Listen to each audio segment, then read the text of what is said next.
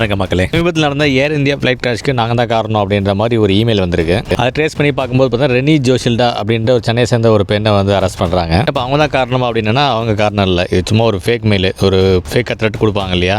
இவங்க இது மட்டும் இல்லை, மொத்தம் 21 மெயில் கொடுத்துருக்காங்க 12 ஸ்டேட்டில். இந்த மாதிரி ஸ்கூல்ஸு, காலேஜ், ஹாஸ்பிட்டல்ஸ்க்கெல்லாம் இந்த மாதிரி பாம் த்ரெட் கொடுத்துருக்காங்க. ஆக்சுவலி ஒரு ஐடி கன்சல்டன்ட், ரொபோட்டிக்ஸ் இன்ஜினியர்னு சொல்கிறாங்க. சென்னையில் ஒரு எம்என்சியில் ஒர்க் பண்ணிட்டு இருக்காங்க.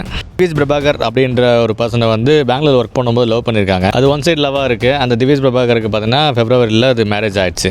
இதில் கடுப்பான அவங்க என்ன பண்ணுறாங்க, அந்த பிரபாகர் பேரில் நிறைய மெயில் ஐடி கிரியேட் பண்ணிவிட்டு டார்க் வெப் VPN அப்படின்ற மாதிரி எல்லாம் யூஸ் பண்ணிவிட்டு அந்த ஒரு வெடிகுண்டு மிரட்டல் கொடுக்குறது அவரோட பேரை யூஸ் பண்ணிவிட்டு அவங்க படித்த டெக்னாலஜி இதுக்கெல்லாம் யூஸ் பண்ணியிருக்காங்க பாருங்கள். போலீஸில் ஃபஸ்ட் கண்டுபிடிக்க முடியல, ஒரு பர்சனல் லாகின் வந்து அதே இதில் பண்ணிடுறாங்க டிவைஸ்லேருந்து. அப்போ தான் பிடிச்சிடுறாங்க. இந்த மெயிலில் அனுப்புறது பிரபாகர் தான் அப்படின்னு போலீஸ் அவரை பிடிச்சிருந்தா நிலைமையை யோசிச்சு பாருங்க. சமீபத்தில் நிறைய பேர் புதுசாக கல்யாணம் ஆனவங்களே வந்து அவங்க ஹஸ்பண்டை விஷம் வச்சு கொள்வது, ஆளை வச்சு கொள்வது அப்படின்னு நிறையா போயிட்டுருக்கு. இன்னும் பொண்ணுங்களை எப்படி இறங்கிட்டீங்களே அப்படின்னு தோணுது.